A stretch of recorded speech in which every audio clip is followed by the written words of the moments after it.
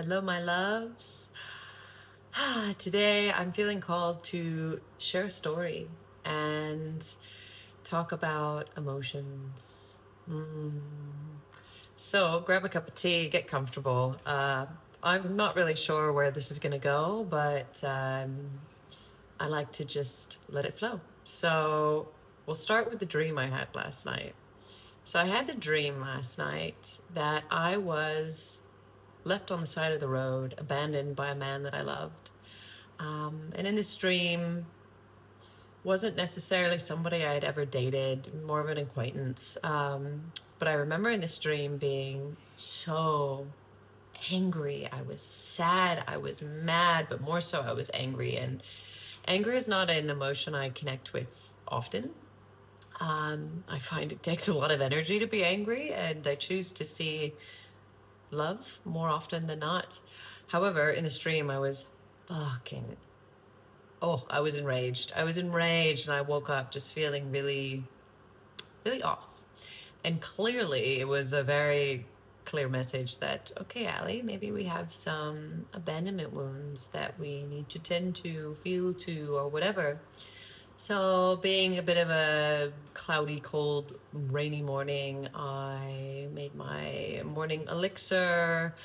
I did some yoga. I did a little microdose of mushrooms, and I thought, all right, we need to get out into the forest. We need to connect with the land, and so I headed off to North Head, and I went on this really long walk, and I felt a bit funny, as can happen when you microdose with mushrooms or take a little more than a microdose. And I was just like, gosh, I feel weird now. And I was kind of cold, so I'm running around and I'm just shaking and moving and just like, ugh, what is this? Um, and then I just allowed myself, I felt called to just lay down on the trail. Just lay down. I'm like, stop running, stop moving, lay down, feel whatever this is. And I laid there. I started looking up at the clouds. I just gazed over at the trees, and I was like, maybe we don't need to do anything with this. Maybe we just let it be, whatever it was, whatever these emotions were, and maybe like let it just blow in the wind. And as soon as I let go of trying to do anything with it, this wave of emotions erupted, and I started bawling my eyes out, like full ugly cry. I had to literally, I was laying on my back, but I was like choking over my spit and snot, so I had to turn on my side. I just cried and cried and cried, and I realized it was a lot of unprocessed grief around men who have dumped me, cheated on me, left me, and realizing that I hadn't really perhaps healed from all of that. And so I gave myself time and space to just fucking cry. I cried and I cried, and then I got up, I sat up, and I was over by this swamp, and I'm just like spitting in the swamp, and like just started talking to the trees and the bush, and just said, help me release whatever this may be inside of me. And I cried some more, and I vowed to, open space in my heart to really call in what I believe is in resonance with my highest good, divine union, healthy masculine, as opposed to the toxic trauma bonding specimen that I have been, I guess, karmically entangled with over the years. And so I gave myself that space to just let it out, to have a big fat cry. I'm still a bit puffy. It's been a very emotional day. But after I let out that big cry, I felt so much lighter. And that heaviness that I was feeling, that weirdness, that what is going on, I felt like a little girl. I felt like a little child. I started laughing. Laughing at the fact if anyone were to walk up and find me just laying on this trail. What a sight. What a sight. But I don't really give a shit about what people think.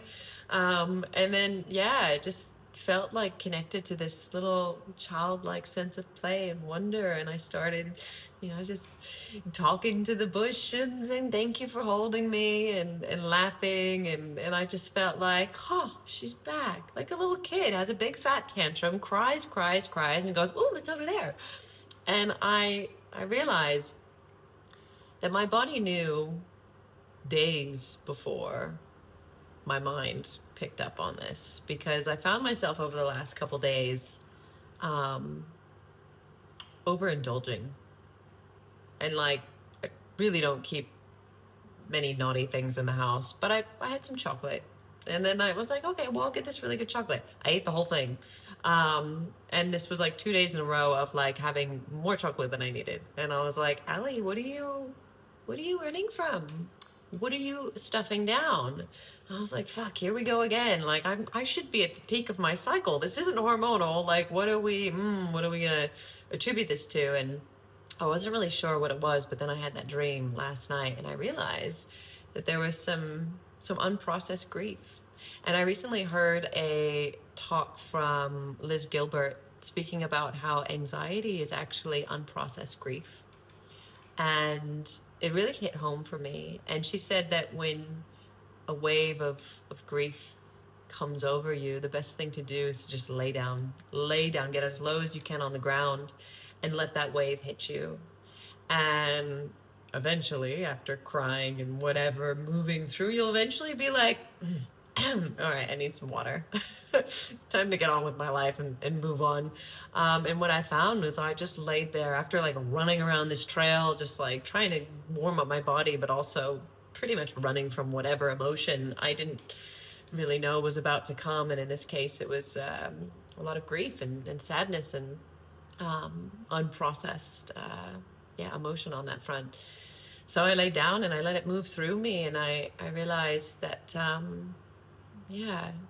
it's okay. It's okay to feel like shit. It's okay to feel these emotions. Energy in motion, that is what they say emotions are. And when that emotion doesn't have space to move, or we try to numb it, to silence it, to repress it, to escape it, it will always come. It will always find a way to surface. And I've been feeling really, really connected to my dreams lately, and more so than ever. And I don't know if this is like some sort of Pluto conjunct my whatever Uranus, probably. But I've been really tuning in and listening to like, well, what is my, because the dreams are the doorway, your subconscious mind. And this dream was really, really loud.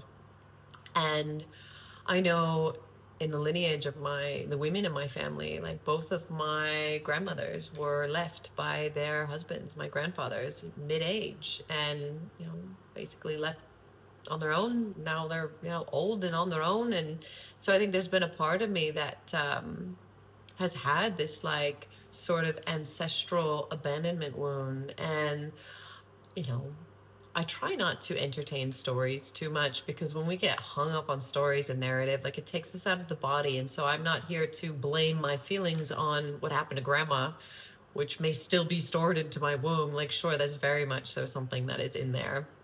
I acknowledge that, but I take full responsibility for my life and the energy and the emotions and what I allow to flow and perhaps don't always allow to flow. And so what I really felt called to share, well, first was this story, because it felt potent. It felt like a bit of a milestone in my healing journey of really healing the heart. And it's not to say that I'm not going to have another morning where I wake up feeling anxious or whatever, or a dream where I'm abandoned and I feel rage. But what I also realized is there's a tendency to want to like fix right away and to do something with it, to run from it, or like, quick, go to your yoga mat, do some breath work, do some movement. Like the amount of weird shit that I do sometimes. If you live in Manly, you probably see me on the beach every morning doing my Allie special of Kundalini breath work, breath retention, raise up to the sky, squeeze, release. I do a lot of stuff, and I'm moving a lot. I'm always doing some form of activity and exercise, and even when it's freaking pouring down rain, I'm still getting on my scooter and going to the gym. And yes, this is me. Oftentimes, dare I say, running away from what may be bubbling under the surface. And I'm finding the beauty in the stillness and literally laying flat down on the earth and just releasing the control of like feeling like I need to do something about it. And it was only until I let go completely and just said, maybe we just let it blow in the wind, let it just be. And as soon as I let it go, it was like, oh, here it comes. Duh. And I'll be honest, it took me a very long time. I'm 36 years young now. For most of my life, I believed I was tough as nails. I believed I was a rock that everyone could depend on. I didn't really have access to my emotions because, well, there was some not so nice things that happened to me as a little girl that I had to grow up really early, and I felt the need to want to take care of my mother, my sister, my parents' marriage. There were so many things that I took on. I didn't need to, but I, for some reason, felt this savior complex at a very young age. Like I needed to take care of everybody and everything. And I didn't really give that little girl space to be a little girl. I was, smoking cigarettes at 11, pot, all the things. I was doing cocaine at 12. I was a wild child, and I got away with it all. I was getting great grades. I got my electrical engineering degree, practically stoned the whole time. I was drinking. I was really good at avoiding my emotions. And it finally took late 20s of like completely breaking down to realize that I'm actually not this tough rock. I am not the tomboy that I grew up to be. I'm just gonna I was always playing the lifesaver, the lifeguard. And then I realized that actually I'm this really soft, sensitive creature. Like you chop a tree down the road, I will feel it. And I didn't know that. I didn't know that about myself. And it took a long time to even get in tune with my emotions. I remember when I did a Vipassana and I was meditating for 10 hours a day, 10 days straight. And the first 3 days, we're just breathing in and out of the nose and witnessing the sensations of breath moving in and out of the nose. And I was like, call it anapana. I was like, all right, I can do this. In and out of the nose. Cool. Then it got to the 4th day where it was like, now we're taking our awareness and sweeping our awareness around every square inch of our bodies to feel what it feels like to be in your body. And I was like, oh, fuck.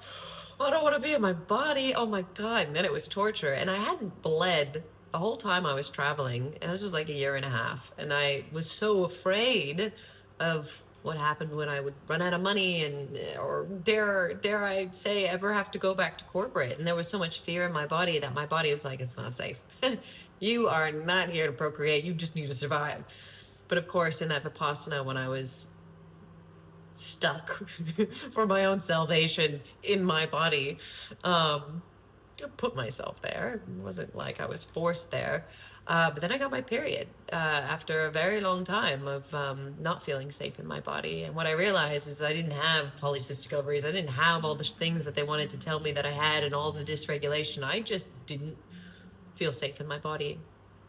And through that journey of connecting with the feelings in my body, what I realized is I had spent most of my life using my mind to feel. It was like, what does it feel like in my pinky toe? Think. What does it feel like? And then I realized, you've disconnected from your sensory wisdom. And I believe we, as a population, have become so disconnected from our sensory wisdom. As I've shared before, we didn't think our way to sunlight and food as little specks of algae in the water. We felt our way. And I think we've become so accustomed to logic, reason, strategy, calculations, the seen, what we can measure, what we can quantify, and leaning into the unseen, the felt sense, the intuitive nature, the energy space, the feminine energy. It can be really scary because 1 + 1 isn't always equal to 2. And this is why I pursued engineering and silenced my emotions, because mom and sister were like wildly intuitive creatures of the moon. And it wasn't always the same mom and sister I was working with. And I thought, oh, that's scary. That's not safe. So let's not entertain emotions, because it is a risk to our success. Because I was so gung-ho about being a wild corporate success weapon of sorts, only to get there and realize how empty that was for me. And so tuning into the felt sense, it took me a long time to even really realize what I was feeling. I even had a kinesiology session, and kinesiology is fascinating. If you ever learn, it's like the wisdom of that your body holds that maybe your mind isn't aware of. So for example, they'll hold your arm, they'll do muscle tests, and they'll ask you some questions like, my name is Allie. Yep, my name is Allie. Okay, my name's Sarah. No, my name's not Sarah. And then it's like, I believe I'm worthy of love. Oh, what? Yeah, I totally do. And this was years ago. I've done a lot of work on self-love and really tending to that relationship with that little girl inside. But as I started to learn what beliefs were stored in my body, it was a perfect barometer, or like a compass of where to really start focusing my energy. And really tuning into what beliefs are stored in the body just opened my whole world up to where the healing really needed to take place, and where I may not have been fully loving myself and giving myself the space. One of the things I learned through kinesiology and connecting with my body and the wisdom was this belief around love as a transaction. It's like, I need to scratch your back for you to scratch mine. Or like, I'm not worthy of love unless I, like, I don't know, serenade you by the fire and create this beautiful space and like wow you with my whatever. And it was this big moment of like, actually, and this applies to everybody, you are worthy of love exactly as you are. You don't need to earn your love. You don't need to look at love as a transaction. You are worthy of love by birth. And this was a big one for me, to really honor, acknowledge, and accept my worthiness, to receive whatever that may be. And then we started, this whole journey of connecting with the wisdom of my body and my emotions and what beliefs were stored is receiving. And most of my life I was in give mode. I wanted to take care of everything and everybody. And it's no wonder I kept attracting people who wanted to take, because I was in give mode. So I wasn't attracting people who wanted to give back. I was attracting people who wanted to take. And then I started to realize, okay, I've been in give energy most of my life. And now in the last handful of years, I've really switched into receivership. I am worthy of love exactly as I am. Not 5 kilos less, not whatever. I'm worthy of love right now, exactly as I am, without having to fucking do a thing, without having to wow you, without having to do a little peacock dance. Like, I am worthy of love right here, right now. And so I started to tune into where I was giving my power away. I believe that anytime we do something we really don't want to do, there are sometimes things we need to do. Like, I don't know, it's grandma's birthday, you don't want to go, but you gotta go because she's about to die. I don't know. Ooh, God bless. Knock on wood. You should want to go to your grandma's birthday. Don't listen to me. Anyways, bad example. But for example, when you are saying yes to things that you really don't want to do because, I don't know, friends doing a thing at a bar, and like, you could take her out for dinner another day. You don't really want to go, but you say yes because you're afraid of hurting their feelings. And I believe the more we say yes to things that we don't want to do, we are reverberating out into the field the frequency that we don't believe we're worthy of receiving. When you say yes to things you don't want to do, you are telling the universe that you don't believe you're worthy of receiving. I believe the more that we honor our no's, our conviction, our boundaries, and speak our truth with love, with compassion. You don't have to be a bitch to say no. You can just say, thanks for the invite, I won't be there. Don't say sorry, because you're not sorry. Don't say sorry if you're not sorry. So I started to get really clear on where I was actually doing things to be liked, to be loved, to fit in.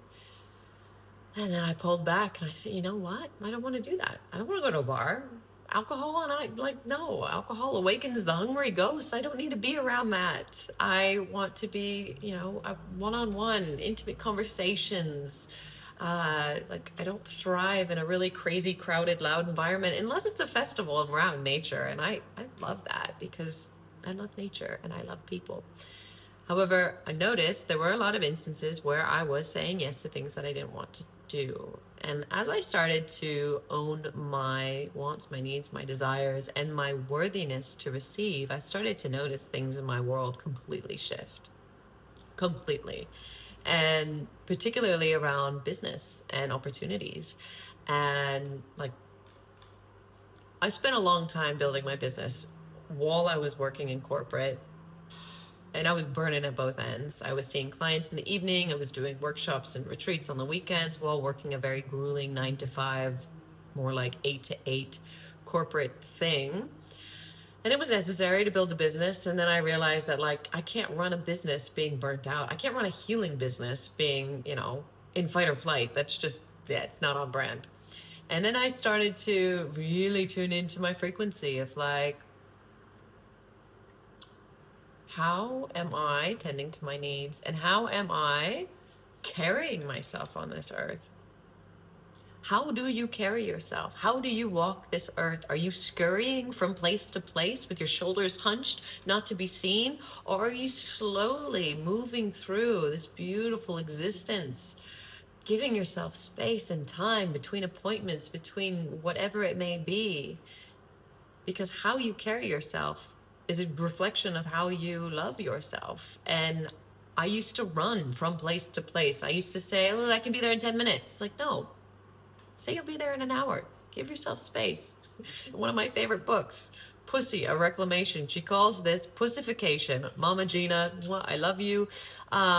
Where you take time, you move slowly, you book, extra time between appointments. You don't rush, you don't race.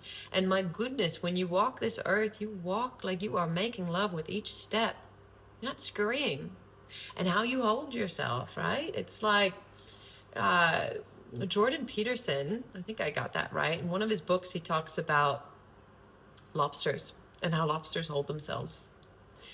And there are lobsters that hold themselves tall and proud with their chests up, and they do a lot better, and they survive a lot longer, and they have better mating potential. And the lobsters, as I'm going to totally botch this, just Google Jordan Peterson and lobsters.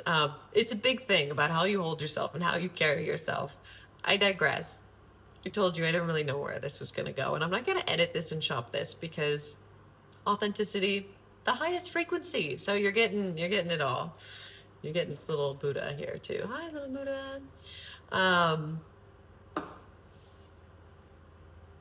Right. So worthiness to receive, how you carry yourself, how you love yourself. I believe the relationship with ourselves is the most important relationship we'll ever have. It's the only thing. We come here alone and we leave, we leave alone, and all we really have is this moment, this breath. And a lot of people cannot fucking stand themselves. They cannot stand living by themselves or being by themselves. So they're always hanging out with friends. They're always racing off to something. And what I've come to learn to love is my own company, my own space. And sometimes I drive myself fucking mental. And that's why I have my practices. That's why I live in a community, a village vibe here in Manly, where I'm constantly running into people, whether it's at the yoga studio or at my favorite sauna ice bath spot, recovery. I'm there all the time. I'm putting myself in situations where I'm constantly running into people because I don't necessarily make a lot of plans with people because I like to have space. And some of my friends go, why don't you ever reach out? It's like, I'm having a really good time. I send you love, and when there's time to get together, we'll get together. But I've really learned to love and accept myself exactly as I am. And there's a time and a place for large groups of people, and there's a time and a place for silence and solitude, and having a fat cry in the bush, like I did this morning. So my point being, does there need to be a point? There doesn't really need to be a point. I was just rambling. Like I said, subscribe to my lunacy should you feel called to get with the program. For me, to have an experience like I did this morning, it doesn't really feel complete until I share. For maybe somebody out there who's like, wow, you too, or wow, I needed to hear that, or wow, I should start microdosing. I'll tell you, it's a vibe. It's a vibe. But we really don't need anything but our breath. in nature. This is why breathwork is so pivotal and transformative for me and has changed my life, which is why I'm now a breathwork facilitator, helping people connect to the innate sensory wisdom of the body, because so many of us are living in the cerebral cortex, in the neocortex, in the thinking mind. And after meditating 10 hours a day, 10 days straight, I got further in 20 minutes of breath work than I did in 100 hours of meditation. No joke. I tell you, it's because I have a very active monkey mind. I'm pretty sure pretty much everybody does. So working with the breath allows us to quiet the neocortex and allow the innate sensory wisdom of the body to come online and to heal. So if you're feeling stagnant, if you're feeling stuck, if you're not in Sydney and can't book in for a one-on-one, just grab one of the downloads on my website. I highly recommend the MP3 file called Psychedelic Breathwork. I'm guiding you through with guidance, with breathwork, with vocals, with drums. It gets pretty trippy, and you don't actually need psychedelics to feel the expanded states or the altered states of consciousness that we get through breath. Sometimes we need a little extra assistance. Sometimes we need to put the body, right? We've got the top down and the bottom up practices. Top down, meditation, calm the mind. For some, for me, doesn't always work so well. So I got to do the bottom up too. I got to throw myself into an ice bath. I got to shake. I got to move. I got to dance. I got to sing. I got to scream. I got to pound my feet on the earth. And then it helps me come top down because I'm in my body. I've spent so much of my life not in my body.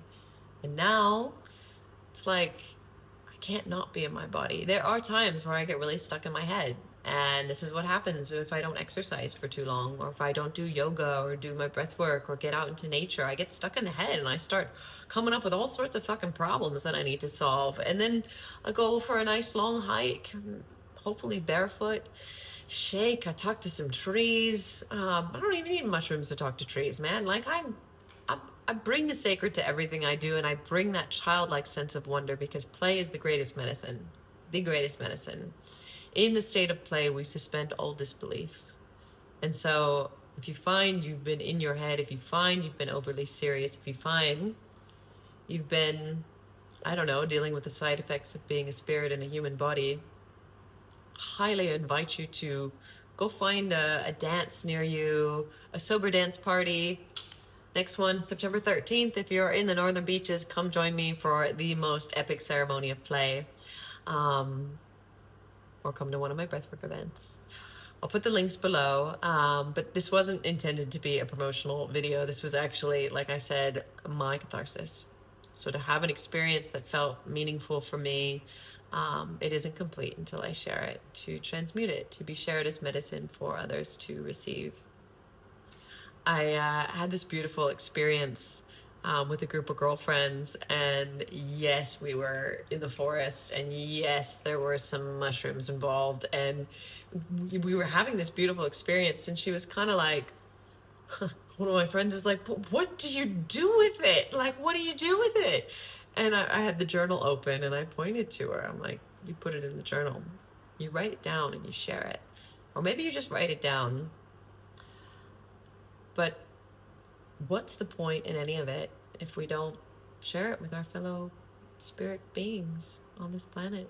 So that's my spontaneous ramble on emotions for today. There's so much more I feel called to share around hormones, around not only being a spirit in human form, but being a woman. Oh dear.